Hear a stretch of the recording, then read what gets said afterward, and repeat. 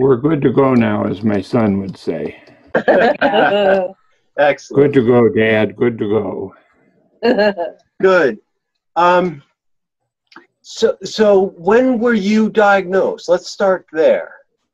About 8 years ago. 8 years ago.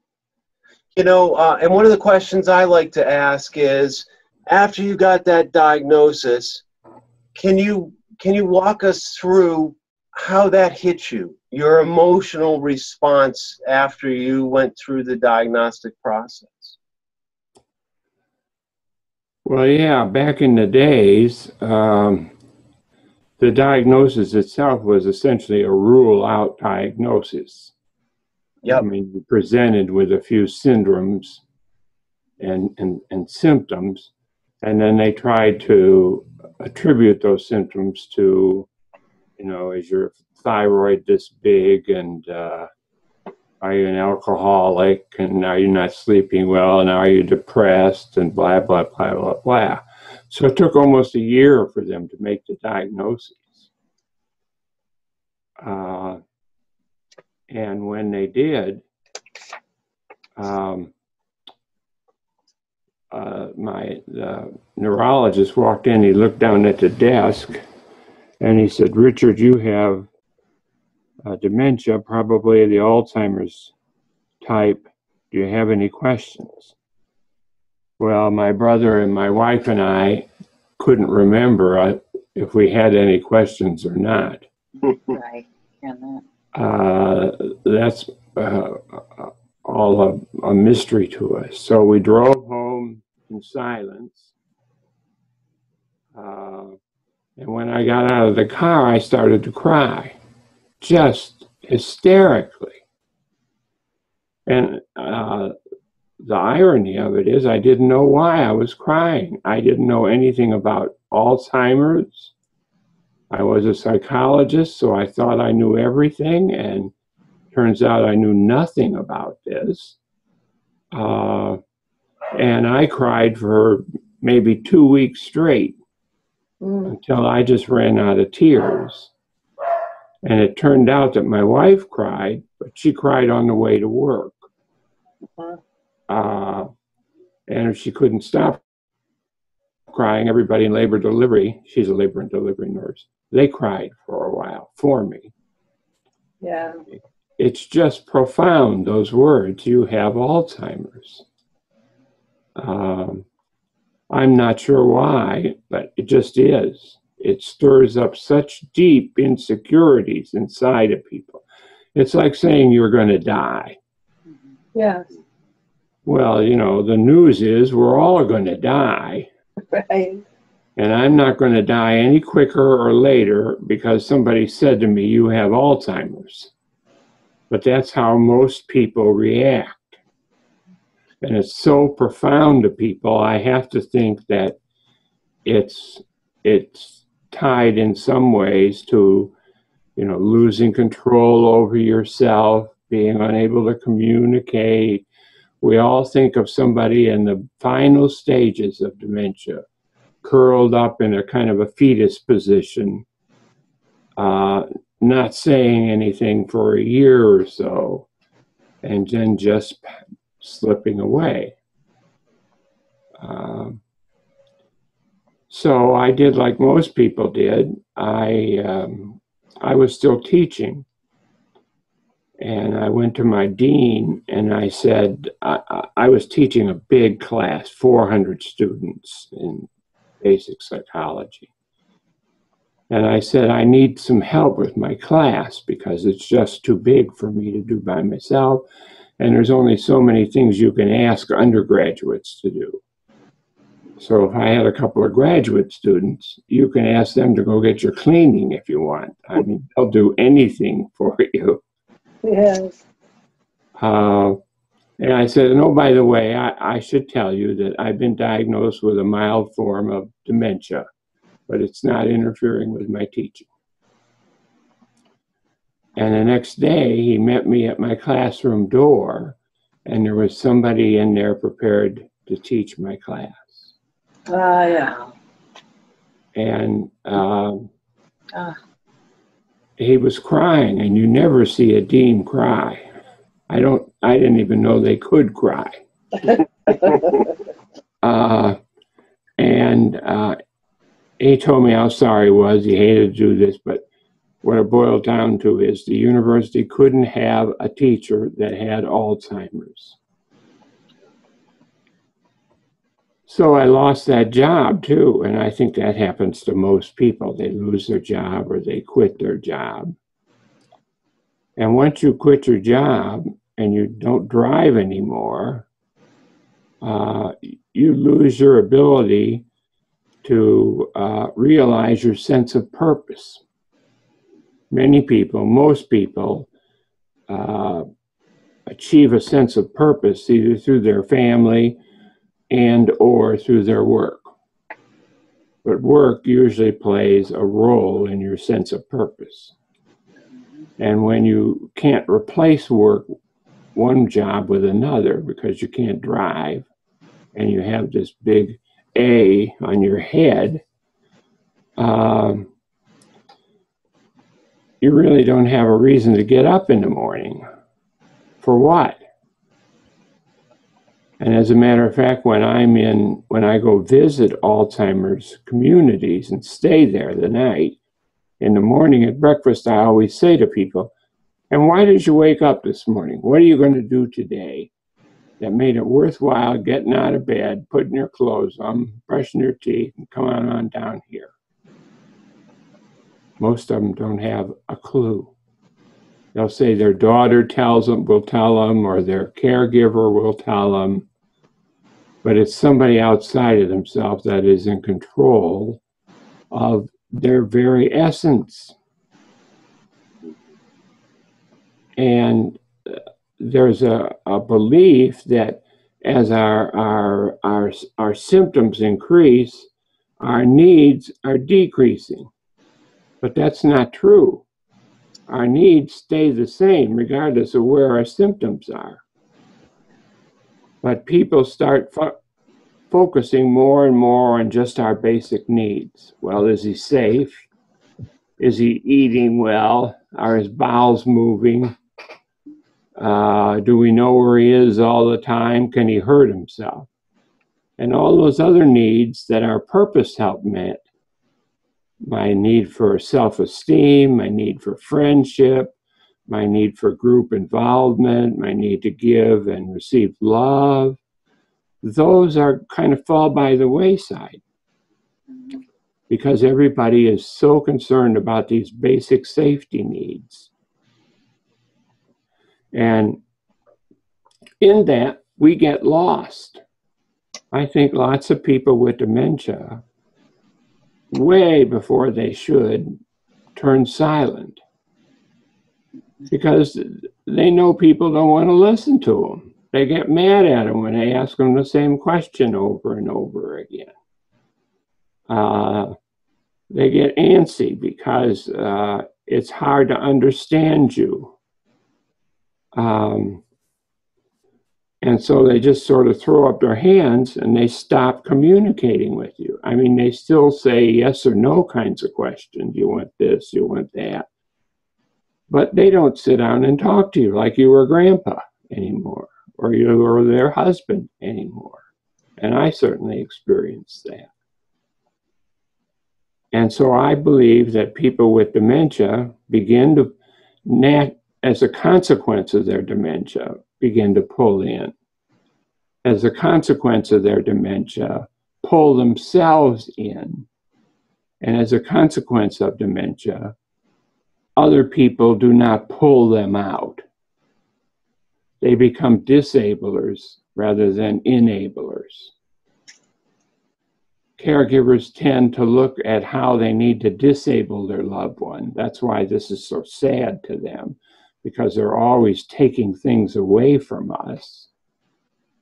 And they don't understand their role as enablers. How can they creatively kind of flow around us, keep us stimulated, and in areas where we've lost those skills, those cognitive skills, or they're difficult for us to control, they can help us stay focused on that. And what happens is if you don't use it over time, you just lose it. I mean, it's so sad that most people with dementia get depressed sometime. Well, they're depressed, I believe, because they're not stimulated. They're depressed because the world is looking upon them in a way that they don't feel that's who they are. And just like kids, they end up blaming themselves. Well, it must be my fault.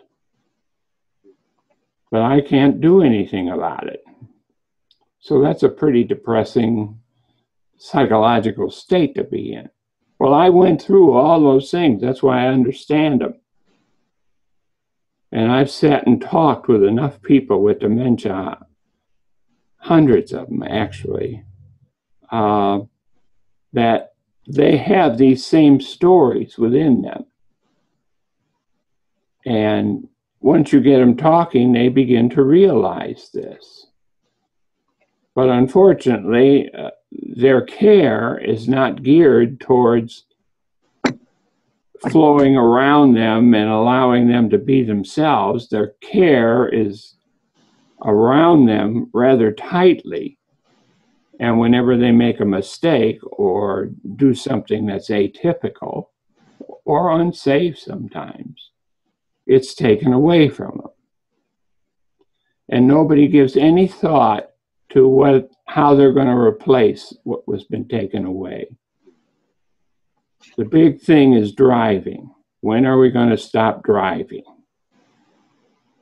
But once we reach that point, be it a good reason or a bad reason, nobody says first, before we talk about your driving, I want to tell you what we've done or what we plan on doing to make sure that when you do stop driving, you can still get out, you can still go around, you can still go shopping, you can go out and buy something if you choose to. So I'm going to call your friends, I'm going to call the bowling league, I'll call your ex-employees who you worked with, and I'll ask them, can you give me an hour on Saturday or an hour during the week? And if Richard calls you, could you take him somewhere during that hour? That's what I call enabling. Nobody does that. They don't even think about doing that. They just say, well, we'll take you where you need to be taken, Dad. Just call us and we'll work you into our schedules. And if we work you too much into our schedules, we'll start to get irritated. Or what a pain it is to always have to ruins our weekends, you know. Dad's on the phone at 8 o'clock on Saturday wanting to go somewhere. So I think people have to understand what enabling is, what disabling is, and what re-abling is. I believe most people in nursing homes need to be re-abled. Because you ask them how they're doing and they'll say, oh, well, ask my daughter. Well, what are you going to wear today? Oh, they lay it out for me. You know, are you going to wipe your own butt today? No, I just pull this string over here and they come in and do it for me. Everything is taken away from them. And that started to happen to me. And my fear was that someday a curtain was going to fall down between me and the rest of the people. And I wouldn't know them and they wouldn't know me and I wouldn't even know myself. So I started to write things every day. I wrote a page and a half, 2 pages about what happened or whatever came to my mind. And then I'd read them in the morning. And that was my rough guesstimate of how I was doing. If I laughed at them, if I saw the irony in it or something, then I knew I was okay. And all those things became a book quite by accident. Somebody showed them to somebody who showed them to somebody else who actually took them to a publisher. And they called me and said, we want to publish your book. And I said, what book?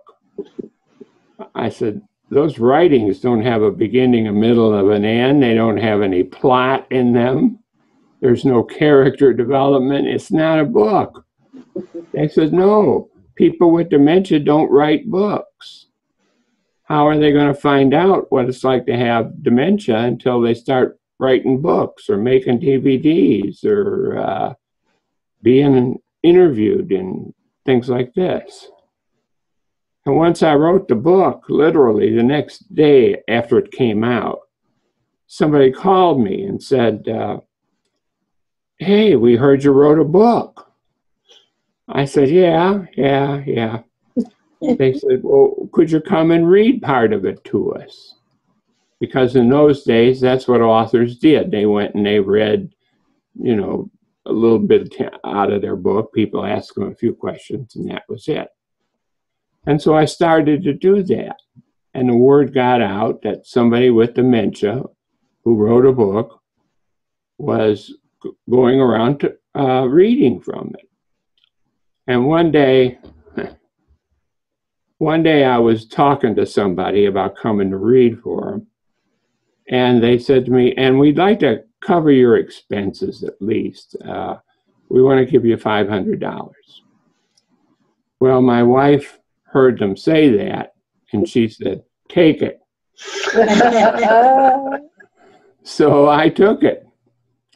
And pretty soon my introductions got so long, I didn't have time to read the damn book anymore. And somebody said to me once at a meeting, why don't you put the book down and just talk to us? We like to just hear what it's like to live with dementia. So that's how I got what reputation I have now. I just sort of fell into it, but it became my new purpose. I didn't plan it. You know, no one helped me with it. It just sort of happened. But now I believe that's what's keeping me going. I believe that's why I haven't pulled in. And so that's how I ended up sitting in this chair talking to you. That was a long answer for a short question. That was fantastic. And I have read the book, so some of that I did have some history with, but it's wonderful to hear you recount it exactly how all that happened. I was wondering, it's so many questions I think all three of us had as you were talking. You touched on so many points. But one, I often, when we're sitting with families, I find myself describing the photo on the cover of the book and quoting you what you say about that photo, about the lace curtains. Mm-hmm. Can we have you express that in your own words about what it's like to have Alzheimer's and why you have that photo on the cover of Alzheimer's from the Inside Out? Well, when I was a little boy, my dad had season tickets to the Chicago Bears, and we lived in Chicago. And we used to go to my grandmother's house every Sunday. The Bears played, and all the men would go off to the Bears game, and the kids would just kind of play around my grandmother's house. And she was the only person I knew who lived in a house. I thought she was incredibly rich because she lived in a house. Everybody else I knew lived in tenement buildings. Turns out she was renting the house, but I didn't know that at the time. And she lived on Irving Park Road, which was a busy street, a 4-lane street, just up the street from the Bears, Wrigley Field. And she had lace curtains that hung down.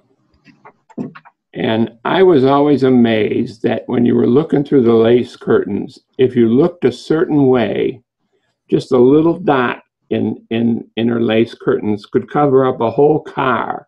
I never could figure that out as a little boy. How could just a little dot of lace cover up a whole car?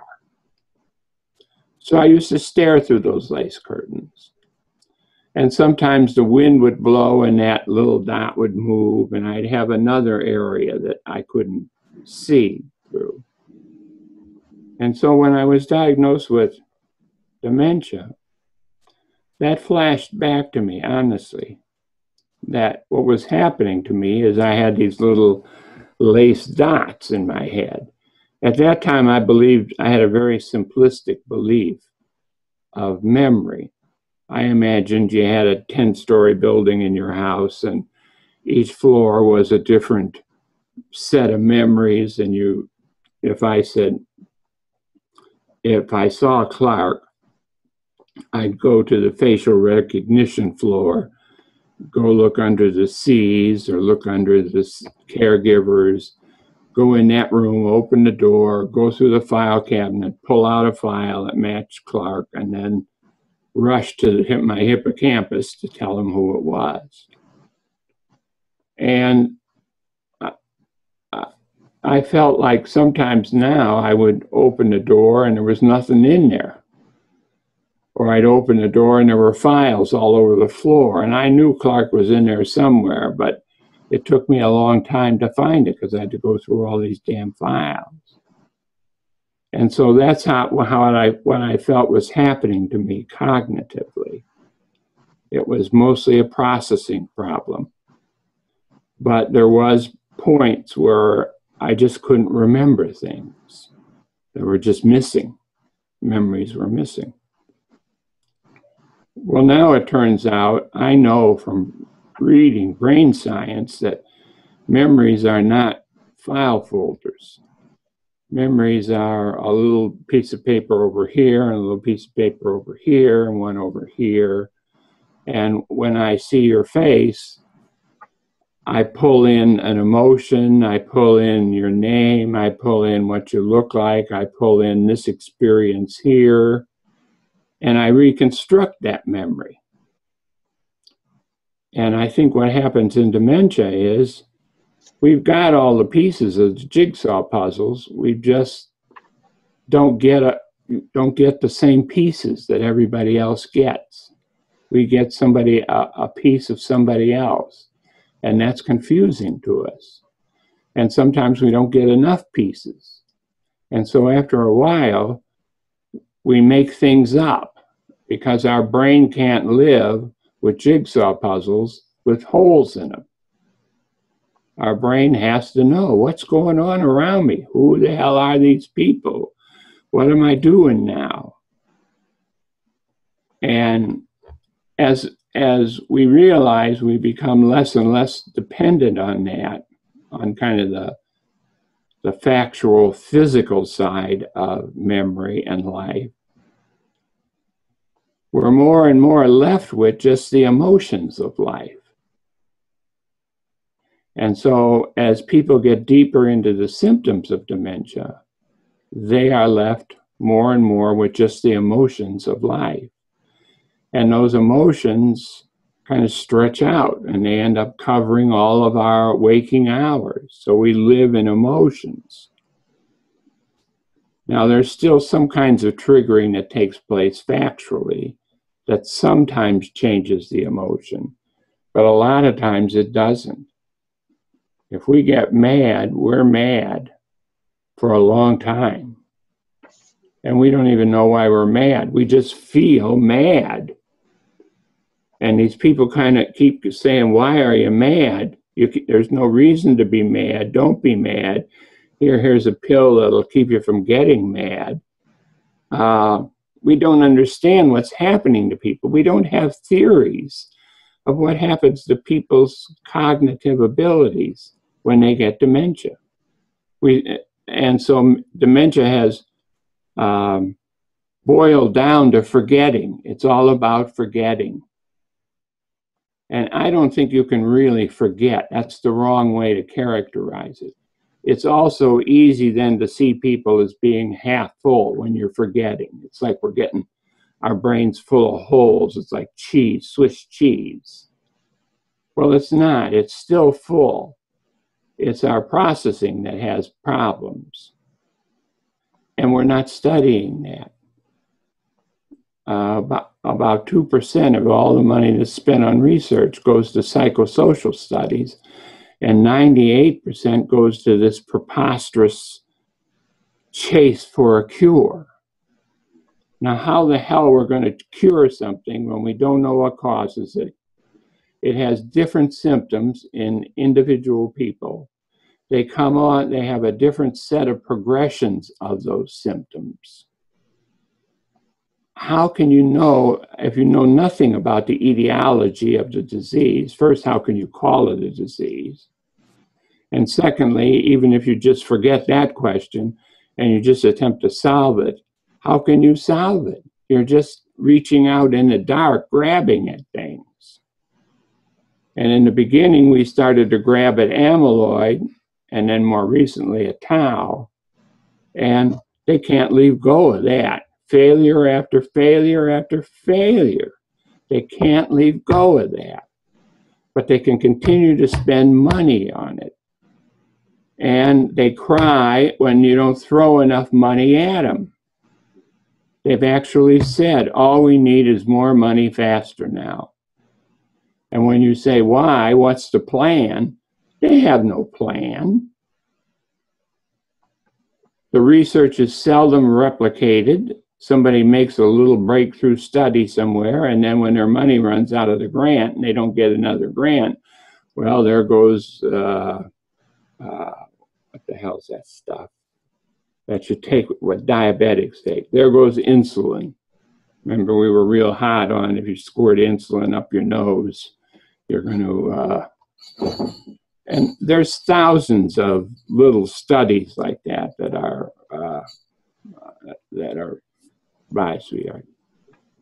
That's my wife going to work. She works 3 to 11. Now, what was I talking about? Well, thank your wife for allowing us to take you away from her for a little bit here. But you brought up a couple of interesting things. The one I wanted to touch on is you described when you're feeling angry and it's hard to let go of it. What could your wife or one of our other caregivers do? Give us an approach that would be helpful and beneficial versus things that caregivers tend to do that just tend to make things worse. Well, what they tend to do is to fix it, to fix you. And in order to fix you, they have to know what caused it. So they'll either deny that you're angry or you're right to be angry. They'll say, oh, you're not mad, or there's no reason to be mad. But the one thing they won't do is validate the feeling. Yes, you are angry. And I can appreciate that the fact that you're angry. And maybe this isn't the best time to talk about it while you're angry. They can drop it when they get an emotion that they can't deal with or don't want to deal with. That's one thing they could do. They can always validate the feeling, and sometimes they're afraid to validate the feeling because in their mind, the reason that has caused this is not a good reason. It wasn't enough to get upset about. It's not enough to be, why are you so angry over something that happened years and years ago? We want to figure that out intellectually, so then we can reason with you, and you'll say, oh, thanks for explaining that. Now I'm not angry anymore. That's just not going to happen. You know, the difference between thoughts and feelings is thoughts, you can change your thought. On a dime, you can change your thought. Feelings take a while. Even in people who are in control of them, it takes a while sometimes. And even in people who don't have symptoms of dementia, feelings sometimes pop up at inappropriate moments. You hear a record, or you go by a theater where you broke up with your wife or your girlfriend, or something bad happened here or there. And those feelings pop up again. So the first thing they could do is stop trying to fix it. I'm going to be stuck in this for a while. That's just the nature of my cognitive ability right now. I don't have the control I used to have, where I can just start thinking about something else, or you can distract me away. And if I get involved thinking about something else, then I won't feel like I felt. That feeling is probably still going to stay with me. And until that feeling is validated, till I know it's okay, I'm probably going to hang on to it stubbornly, because I don't feel like you're empathizing with me. At best, you're sympathizing with me. And at worst, it's pity. I just don't feel affirmed by it. So the strategy that we used to use, well, let's talk about this. If we don't talk about it, you'll never get over this feeling. It doesn't work for us anymore. So they could also just stop talking about it and just let me live in the feeling for a while. Excuse me. I think it's all right for us to be sad. And people don't like to see us sad. And they jump all over us when we're sad. Sometimes they lie to us because they know something they're going to say to us is going to make us sad. So they don't say it anymore. And so we just lose that little bit of reality. And the people who we most rely on, our caregivers, to be our pillars of truth, turn out to be pillars of salt, you know. They're just not there for us when we really need them, because they don't know how to be there. They try harder rather than different. Or the way they try different is counterproductive. They try to diminish the feeling. Oh, you shouldn't feel that way, you know, or that was a long time ago that happened. Or you just misunderstood what happened. It really wasn't the way you understood it. Well, I'm not sophisticated enough anymore to understand arguments like that. Damn it. I'm happy or I'm mad, and that's the way I'm going to be. Is there any element there that is liberating for you?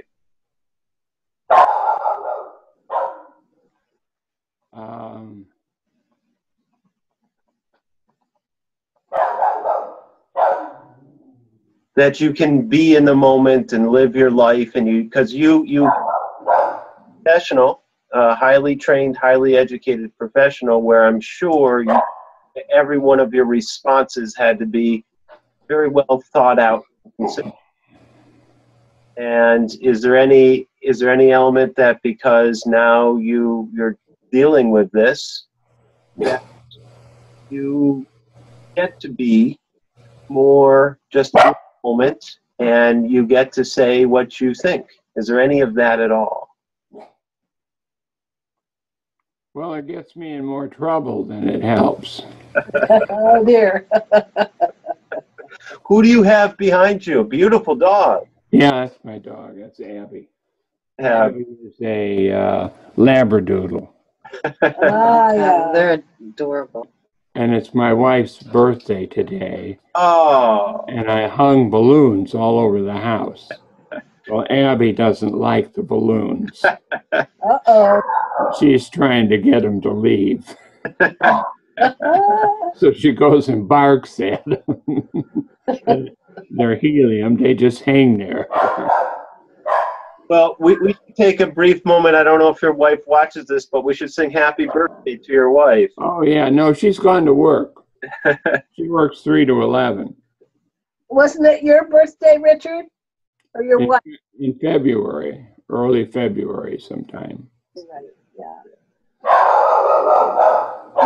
About the current medications that are on the market, do you have any thoughts about that?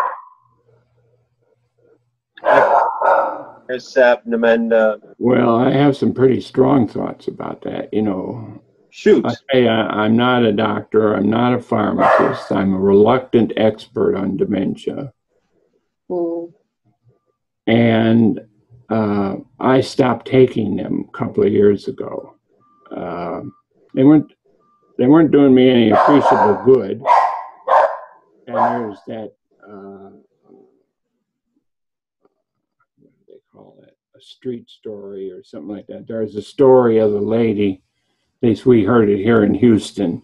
It went that a mother went to visit her daughter and she forgot her pills, Aricept or Namenda or whatever, Exelon, whatever they were.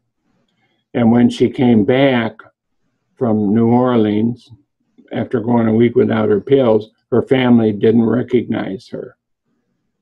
And she didn't recognize her family because she'd slipped back so far. After a while, I decided that was an old wives' tale. That was a drug detail person's tale. There's no evidence to prove that. And the evidence for the veracity of those drugs is very, very weak. Half the people it might help, and of those half, only a quarter of them it'll help in a way that they can perceive it. Well, that doesn't beat placebo effect.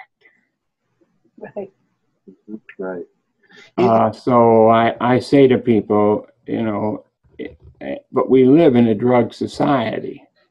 We want a pill, and there are some side effects to it. I mean, there's a reason why we have amyloid in our bodies.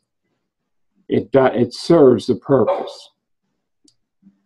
It becomes destructive when there's more than we want, but nobody's done any research into knowing how much amyloid is, where's the safe level, the break-even level of amyloid in us.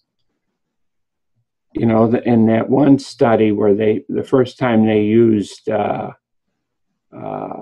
blood product, they stripped out all the amyloid out of 12 people and 3 of them died. And they died because they didn't have any amyloid in them. They had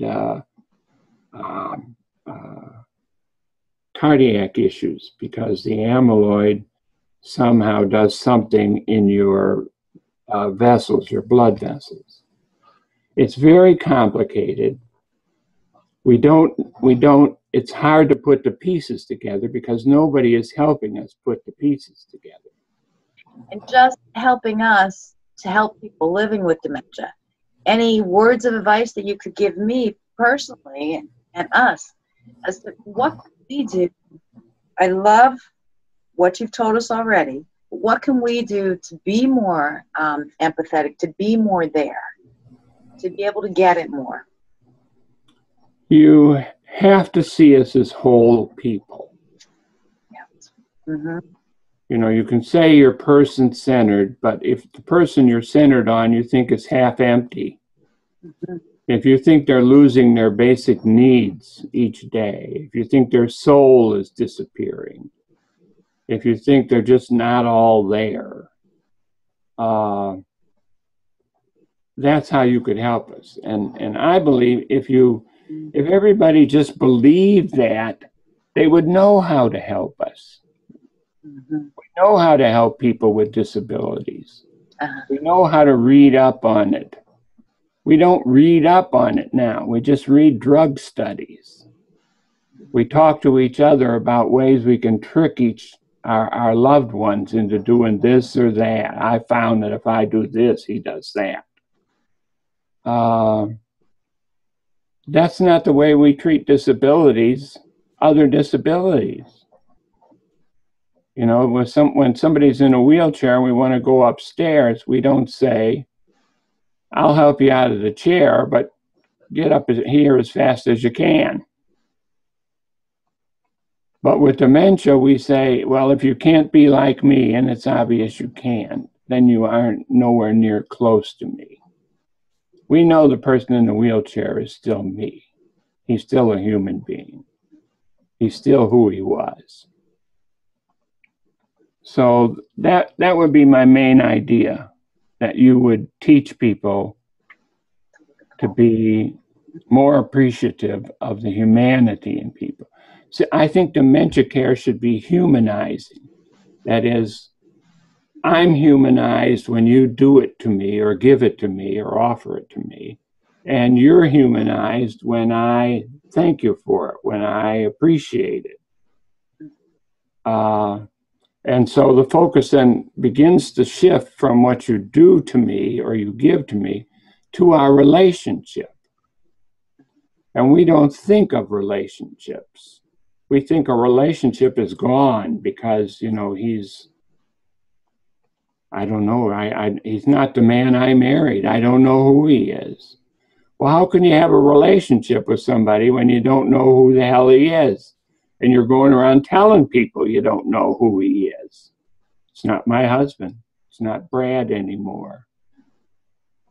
And then we get to a point where you start saying, well, he's a shell of himself. Like we're turtles. You know, and he's died and we're just waiting for his shell to wear down so we can throw him away. And I'm an old-fashioned enough ex-hippie to believe that if we believed in the natural goodness of everyone, everybody would be naturally good. But we don't. We're always judging people. And that has negative effects on relationships. So one, I would say you need to focus more on the relationship than you do how often do I take a bath or change my underwear or brush my teeth. And two, you would look at enabling us. That's where you should put your creative energies because you get frustrated. Look how frustrated you are now because you can't manipulate me. You can't help me. You think I need to be manipulated in order to help myself. And so that leads to lying to me, or therapeutic fibs, as they call them. I call it lying. It leads to misdirection, where when there is a teachable or a learnable moment, when we disagree, what you do is just change the subject. And I know that we're at loggerheads right now. And I can't stop you from getting me to slip by. And so after a while, I just stop. Whenever I see loggerheads coming, I just slip by myself. But for those people who think they're fine, how far do you push them down the road of trying to realize that they do have Alzheimer's when they think they're fine? Well, we treat that like we're trying to get them to sign a confession. If they would sign the confession, yes, I have Alzheimer's, then a lot comes with that. That means that you get to help me, you get to boss me around, you get to take my car away. I think that's what a lot of the resistance is. And the other part of the resistance is all this inward stuff about, oh my God, I'm going to die, I'm going to slobber on myself, I'll dirty my pants, I won't know who I am. And a lot of it comes from a campaign now that there is that you ought to get diagnosed at birth, if you could. Yes. We're going to start giving Aricept in vitro. They keep pushing it back where they have to use these ineffective drugs, when you should start them. If only you started it 6 months earlier, trust me, it would have been better. I forgot what we were talking about. Just that for the person who thinks they're fine. Oh, deniers, yeah. Yeah. I don't think it's necessary for people. I think it's useful, but not necessary for people to go to a doctor. But most of the causes of dementia are pretty obvious to people. That is, if it's your thyroid, you'll know it's your thyroid. If it's your drinking, you'll know it's your drinking. If it's your stress or your depression, you'll know that. And people around you will figure that out. But the issue for people around you and for you is not, do I have a disease which may or may not be a disease, which doesn't have a cure, which has no treatment that is going to change or impact the progression of the disease in me or the symptoms of the disease in me, then why is there such a big deal about admitting you have the disease, especially when it's covered with so many deep stigmas? Why should I have to sign the confession? The issue for me is my symptoms. The issue for me is getting along in life. And if I choose for personal reasons, whatever they are, not to say that I have Alzheimer's, what the family really wants or needs is me to admit that I'm having some problems driving the car, or I'm having some problems remembering. When you say, oh, well, that means you have Alzheimer's, it adds a kind of a wild card onto the hand that you're laying down. And anybody can define the wild card as any suit they want. It depends on what they think by Alzheimer's. Oh, well, if you got Alzheimer's, you better make a will, you know. You better give away your right to an attorney or your right to make your own medical decisions. Everybody has their own fear. Usually it's a higher level fear that's attached to lower level fears that they hang on to. And then it becomes a tug of war about, are you going to admit it or not? I see we're right at 3:30. I don't want to make you late for your other call, but I would love to do this again, and exactly what you talked about, the social stigmas, how we can combat that, you know, sort of look at the broader picture of, and you are such a wonderful advocate. I am so glad whatever drove you down the road that you're on, I'm so glad that you're on that road. I know that you've made a huge difference in so many people's lives, and boy, everyone with any form of dementia needs you out there as their advocate. So thank you for all that you do.